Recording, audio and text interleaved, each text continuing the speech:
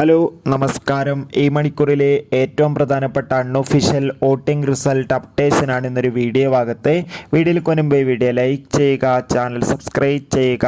ഈ വരുന്ന മെയ് മാസം ധാരാളം ചിത്രങ്ങൾ OTT റിലീസ് ചെയ്തിരിക്കുകയാണ്. ചാനൽ പരിശോധിച്ചാൽ നിങ്ങൾക്ക് കാണാൻ വേണ്ടി സാധിക്കും.